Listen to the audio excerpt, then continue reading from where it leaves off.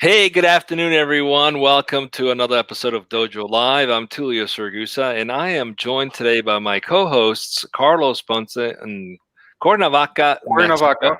Yeah. and Kim Lantis Yes. in Hi. Hermosillo, Mexico. And we have our guest with us today, Michael Gasiorek, who is the founder of Truth Cartel. And Michael, where are you chiming in from today? I didn't ask earlier before we got on. Yeah, you bet. I'm 3 days into my new home in Portugal, usually in San Francisco. Oh, wow. Cool. Very nice. All right. Well, thanks for joining us. I know it's quite late there. Let's try to keep it interesting and keep you awake, right? So let's Won't get be a to problem. know you a little bit. Please introduce yourself. What's Michael all about? Sure, yeah. Hell of a question to ask anyone, really. But I'm an Eastern European immigrant. Came to the U.S. kind of bright-eyed, around 7 from Poland, and didn't come from money. We just kind of started working on what we want our lives to be from there.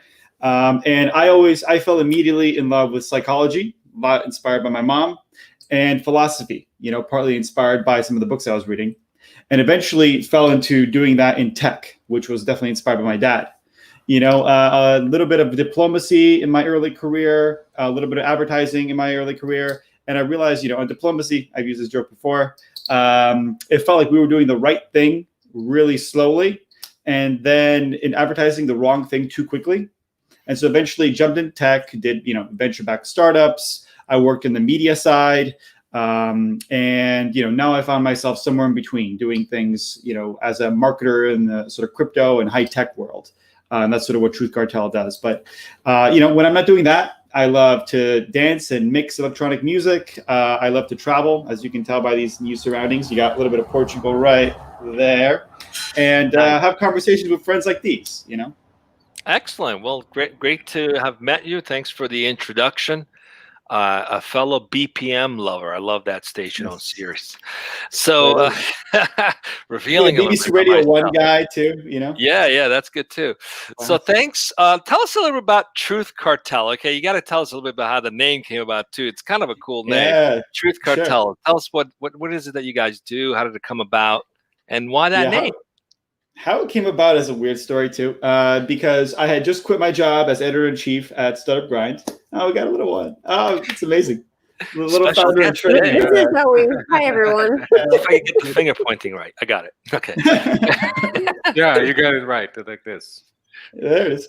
But also, I mean, look, the company was a lot like Kim's daughter there. It fell into my lap, and I just quit my job as editor-in-chief of Startup Grind. I had done something I was very proud of. I was building a media business. That media business did very well, but I didn't have a lot of stake in the game. I joined later in the game.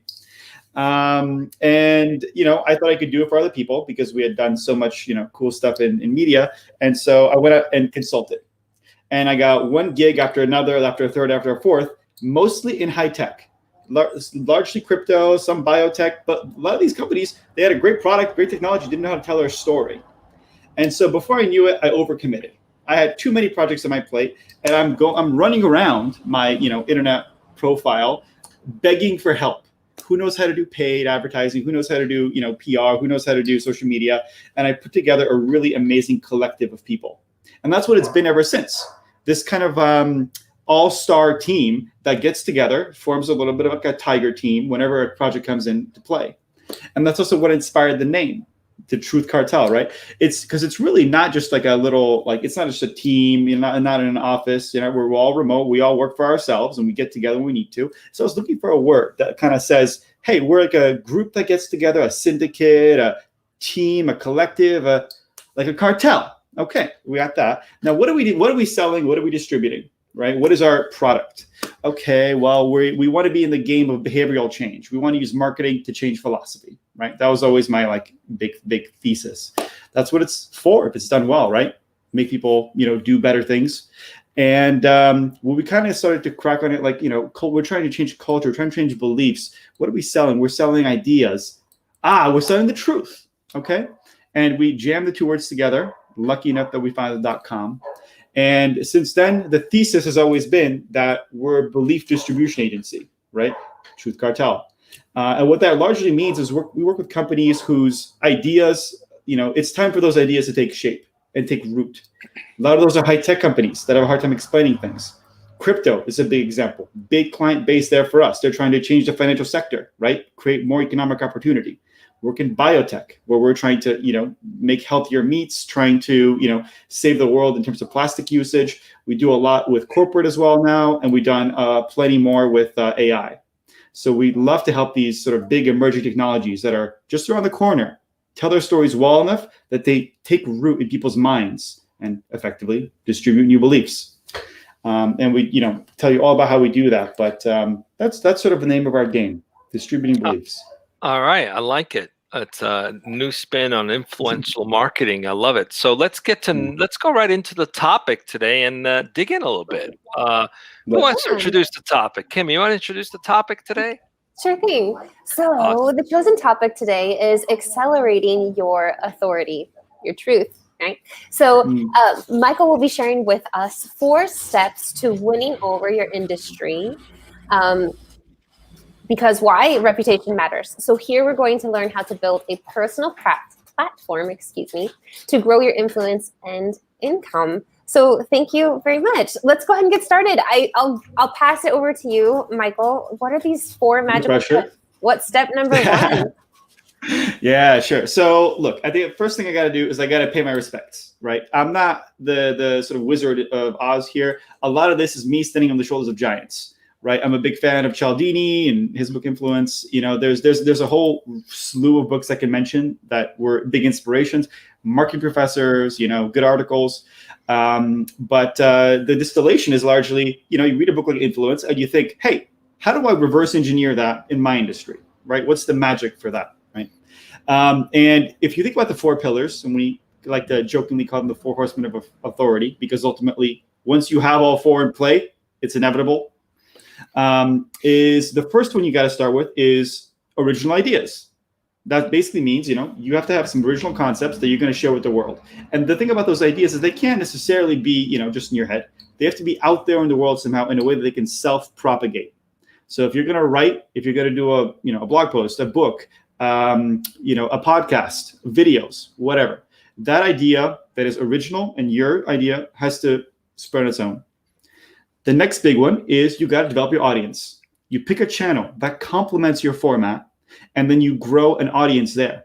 Because if you write one popular blog post and the whole internet reads it, it's not quite as good as having 1,000 fans who are going to follow your every word. Ultimately, that's going to get you that audience. It's going to be rabidly engaged, and they're going to bring their friends. They're going to share your content. It's going to be, exponential. So the third thing then, once you have that audience and that content, is to bring it to other leaders in your field, right? Just like we're here on this podcast, and this conversation, sharing some of those ideas. You basically, when you have a good idea and you've already shared it with the world, you bring it to people who matter, who are going to amplify it. You help other people use other people's audiences. And that is what we'll call affiliation.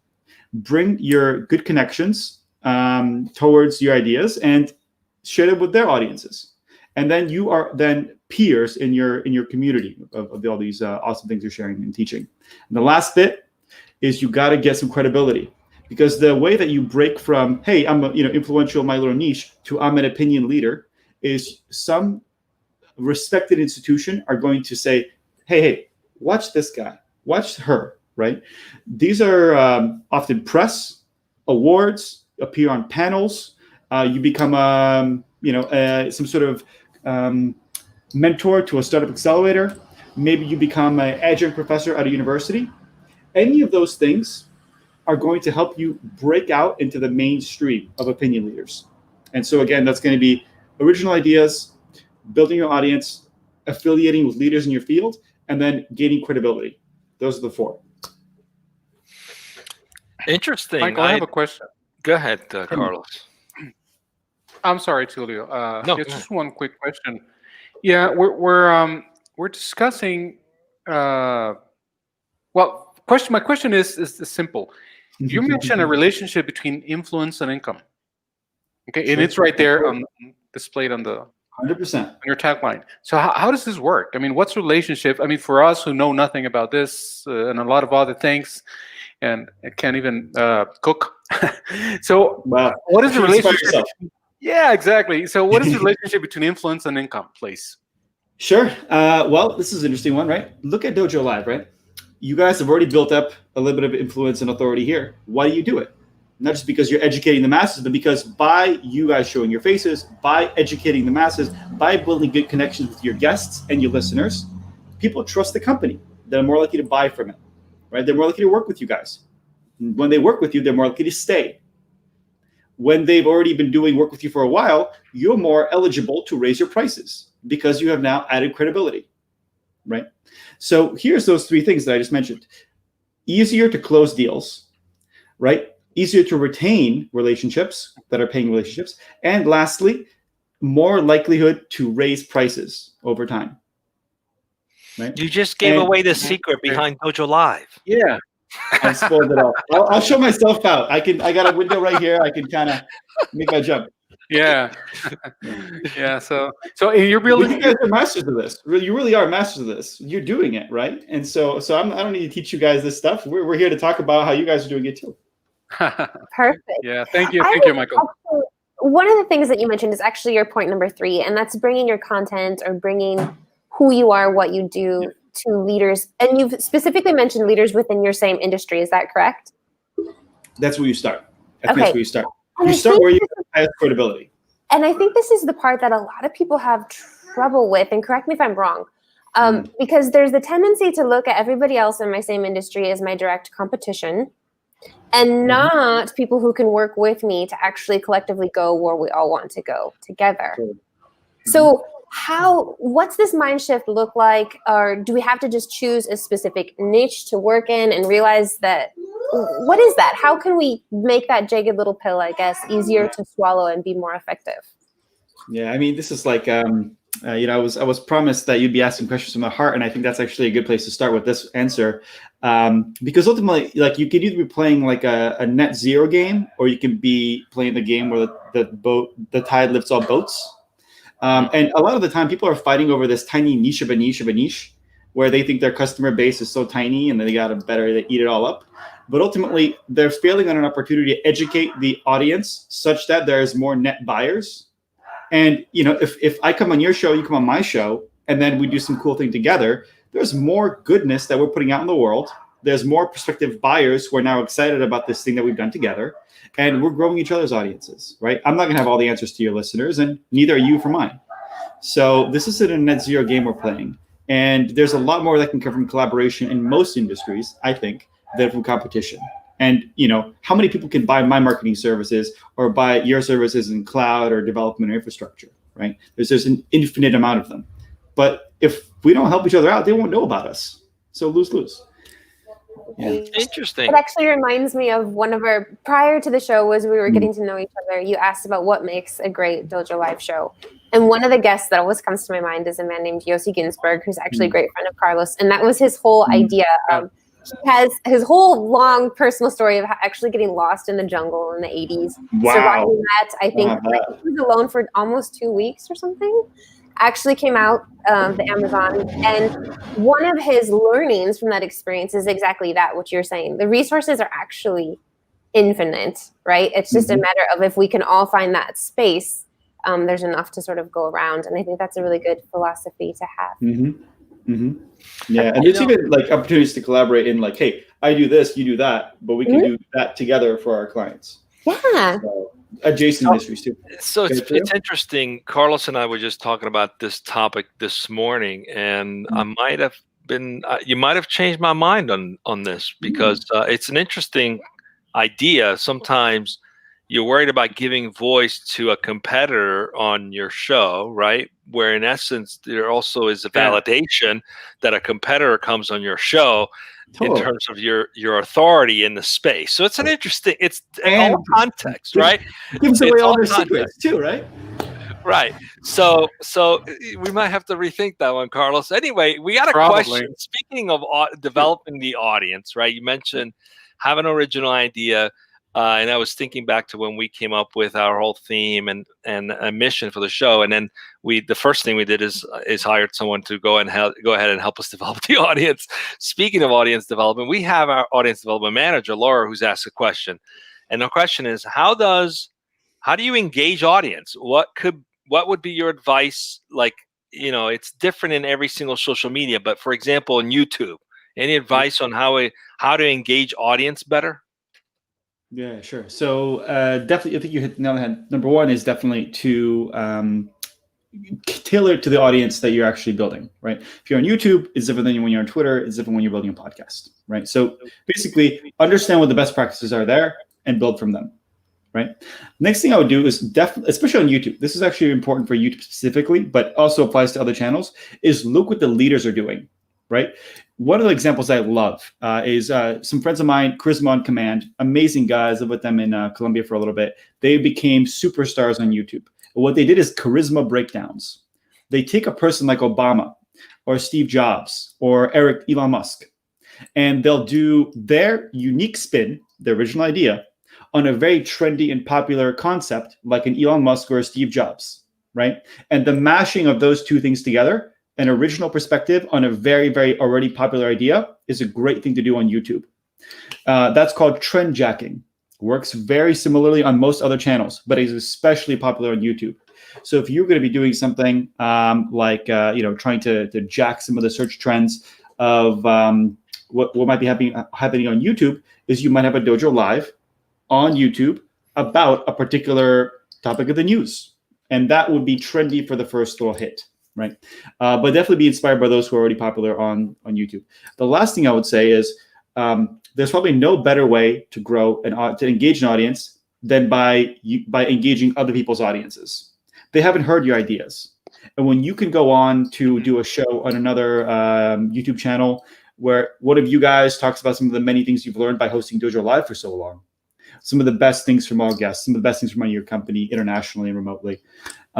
That's something that's going to be fresh and unique. And that brings a handful of very enthusiastic people to the channel that will then stimulate the people who are already enthusiastic in your channel, and then they have a conversation. So, you always got to be serving the existing audience and always growing it out a little bit on the edges, because new people feed the old and vice versa.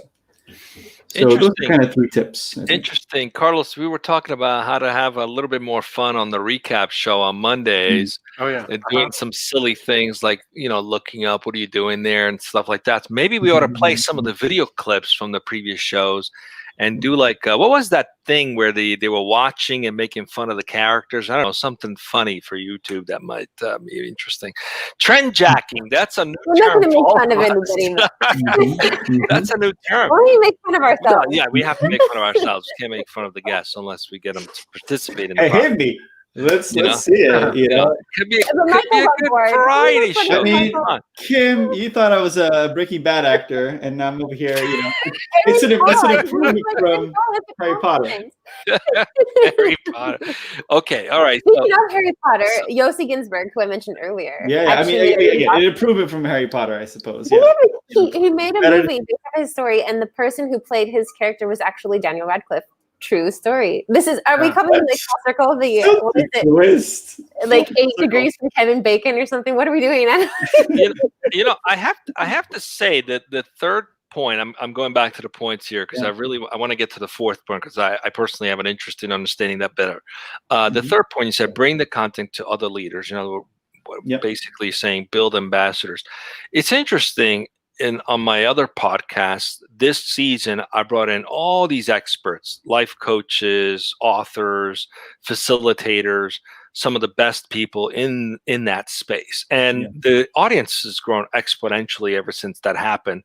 But in a way, it kind of establishes myself as also an authority in that space because through those connections that happened. And it happened just by accident. I didn't really plan it. I learned from it. So I can see that being intentional about it is worth it. My question is more about build credibility, becoming an opinion leader. You said something like go and become an adjunct professor or something else. What are some of the ways to do that? Like without having to pay for it, right? I mean, you can go and sign up to be a Forbes contributor, and there's a fee for that, okay? Yeah. It's not like you just get invited to do it, and you pay to do that. So I'm more interested in being truly credible in terms of places that recognize you for your contribution, not because you're paying to be part of it. Or am I thinking about that wrong? What are your thoughts? No, you've seen the dark underbelly. Oh man, yeah.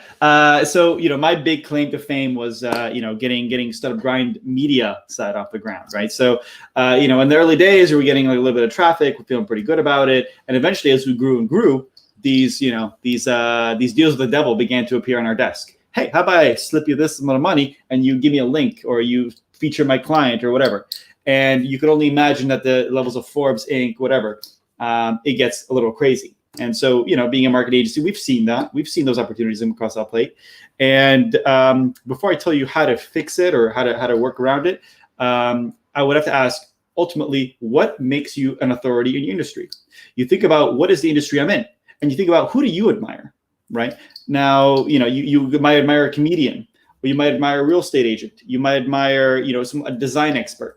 Now, what's going to make each one of those people stand out in their industry is going to be different than, whatever is going to make a marketing professional stand out, right? And so as a marketing professional, I might feel excited to be in a Forbes article, right? That would be amazing for me. But if I'm a professor or if I'm a researcher, that might be worth jack squat for me, because my colleagues will recognize me based on where I'm cited, right? So the first thing I would definitely do is, again, adapt to the audience you're trying to serve. And in terms of reverse engineering, what are those pieces of authority? One of those actually of credibility, let's say. The one that is rather universally appreciated, which is going to make it easier for me to answer your question, is around press. And, again, this is an opportunity where, how do you earn press credibly? You build the relationships with journalists before you need them. Now, this is an interesting thing, because you often think that journalists are so busy and they have deadlines, and that's true. But if you could offer yourself up as a useful source on stories going forward, hey, you need people for this kind of content because I see you're reporting on biotech or crypto. Well, I happen to have a really great Rolodex of people. Then you just let me know if you need a quote from X, Y, or Z, and I'll cut the time in half, and I'll get you 3 more than you would have gotten otherwise. So you basically become a friend to them. You become a resource to them. Eventually, you become someone who they can rely on. And there's an opportunity that might emerge over time when you're doing this enough to actually be in a story, to contribute to a story. And while that may not be a big feature in the first month of knowing a person, that sounds about normal for building a relationship with anybody. But often those folks, like myself, have been used for quotes. They relied on me myself for quotes and articles. I've been invited to moderate panels. I've been flown out to conferences, and that's not because necessarily I'm so smart or smarter than anybody else in the room, but because I had those preceding relationships. When you think of a journalist, at the end of the day, they're human too. They only have so deep a list of people they're going to go down before they're like, screw it, I need to get this done. And if you can be close to the top of the list by being useful to them, being a true friend to them, then there's an opportunity to gain credibility that way. But again, I got to say, it depends on your industry. And if that is, you want to be a professor, or if you want to be, an award recipient, short of paying for it, then, you might just have to work your ass off. Might be a good place to start. All right. So Laura's got another great question. And instead of her being in the background, let's invite her to ask the question directly, because I think it's very appropriate, the question. Go ahead, Laura, please. Hi, Michael. Hey, Laura. It's trippy to see us too. We're double trouble. I'm sorry? It's trippy to see us in the background there of your screen. Yeah, I was watching the Dojo live. I mean, I wasn't backstage, but I was actually looking at the show. Yeah. I will add, Laura's a champ. She's recovering from COVID right now. She's on the show. Holy moly. Respect. Yeah. So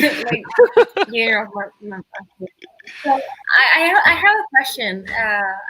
I know Tulia mentioned that I am the audience development manager at Dojo Live. So this question came up to my mind as listening to the show. So do you think that the content varies depending on the social media you're posting? I mean, LinkedIn is more like a work environment, professional network. Facebook it's more about publishing, connecting with your audience. I mean, sharing content, interacting with followers, as well as Twitter.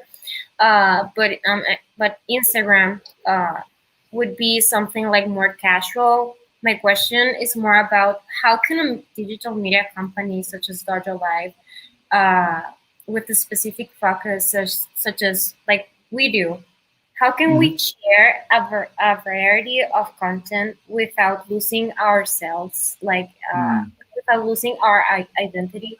You know what I mean? Like sharing one kind of content, and then maybe sharing something more funny, more casual, but without being us, like being without stopping Totally. professional digital media company.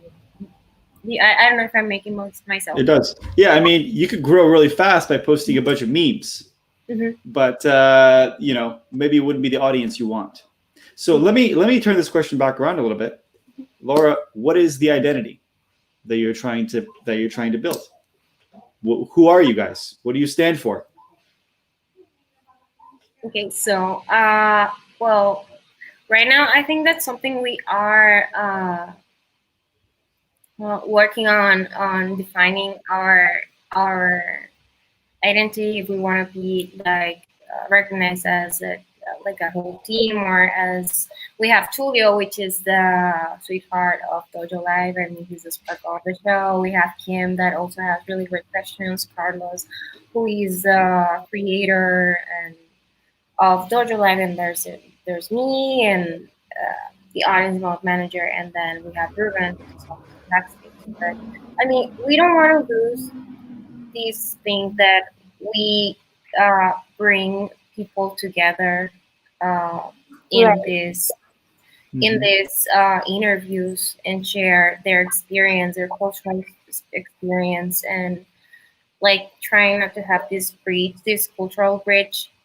We don't want to lose that. I mean, I don't want to lose that. And without, So I think the answer to the question is, who are we at Dojo Live? Right? We're a collective of people who care about what we do. We first and foremost care about Ancora and the Ancora message, which is very culture focused. That is the thing that sets us apart from other companies like our own. And what's interesting is tapping into that number 3 of bringing content to leaders. We're very evangelistic, for lack of a better word, I think, of that culture.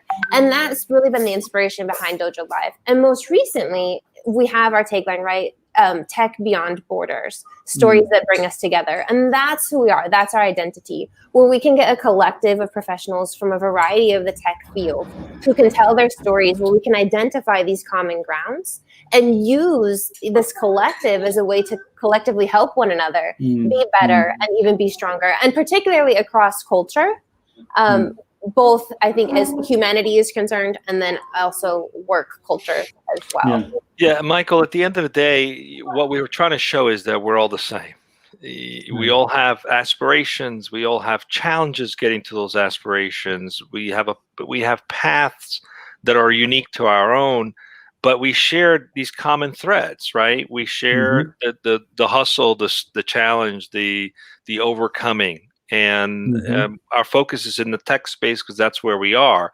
But at the end of the day, what we're trying to show is that we're not very different, even if we are culturally diverse and internationally based, that we're all, at the end of the day, people striving towards trying to find fulfillment in our lives. And that fulfillment can come through entrepreneurial efforts, building a product, helping solve problems in the marketplace, et cetera. So that our message is, let's not think we're so different and so polarizingly opposite of each other, because we actually have a lot more in common than we think. We just use this as a canvas, as a platform for us to get that message across in a way that relates to our industry. But that's our goal, is to bridge the gap between people who just don't understand each other because they're not getting the exposure through these multicultural environments that shows that, we can do things differently, and some things are not appropriate in other cultures that might be appropriate here. And we should learn about them and respect them, instead of demonizing them as being wrong. Right. So that's anyway, we're coming up on time. Let me take a big swing at this question, please. and then I'll try to keep it succinct. This is a freaking hard question, and I didn't mean to put anyone on the spot, because ultimately I struggled with this for many months. As a startup grind, and whatever we accomplished in media and content there, frankly, we wouldn't have done it if we didn't have a good answer to this question. And it took me 9 months of focusing on this before I had a good answer. Once I had the answer, everything else became easy. And that is, and really what you want is an answer to this question that is very succinct, and it's a yes or no. and you use the answer to this question to ask it about every piece of content you post. We came up with the following 2 rules for our pieces of content. Will reading this blog make me a better entrepreneur?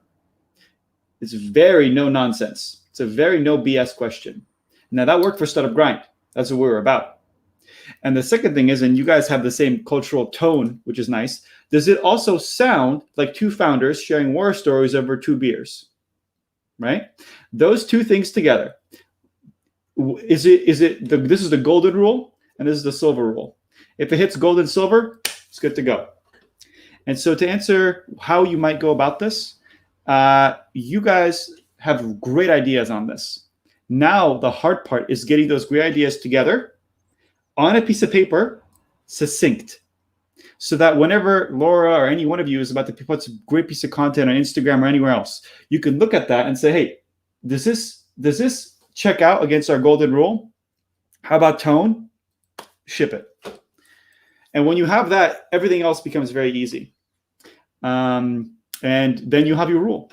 And it doesn't mean you can't break it sometimes, but 80-20 on that. Well, Michael, I have to say, before we started, you asked us all a great question, which was, what were some of the most memorable shows? And I think the answer we gave was those that felt natural and came from the heart, not from the head. I have to say, this show definitely goes on the top list of my favorite shows, because we've learned something from you, which is great. And we're gonna put that to practice for sure. We're up on time, and in a way, we were interviewed ourselves. Exactly. It's like we were the guests of the show. It's awesome. Natural. You flipped it on us. I love it. I see what you did there, Michael. I see what you did there. I've been on your side of the table. Okay. All right. Okay, so it's a what's today? Thursday. It's a wrap for this week. We had 3 shows. Join us on Monday for the recap show at 1 p.m. Pacific. We're going to recap all 3 shows in 10 minutes. And what do we got next week, Carlos? Yeah, Tulio, thank you. Next week, we have Tuesday, we have Joe Thurman, the CEO of Interview AI. No, wait a minute. Interview IA, and actually, that's actually the real name. It's IA for some reason. And the topic is IA versus AI, which will solve our HR tech challenges. That's on Tuesday. And then on Wednesday, we'll be speaking with Stephen Epstein, the CEO of Tax Credit Experts. And the topic is using tax credits to fuel growth, the most overlooked source of funding. That should be interesting too. And finally, on Thursday, the conversation will be with Lucas Emili, the CEO of In Silico Trails, which is a health tech company. And the topic is Accelerate Drugs and Medical Devices Development, the Digital Revolution, with Luca Emili. That's what we have for next week, Tulio, right here on Dojo Live at 1 p.m. Pacific. All right, everyone. See you back on Monday at 1 p.m. Have a great weekend. Stay safe. Stay safe. See you Thank soon. you. Thank you. Guys.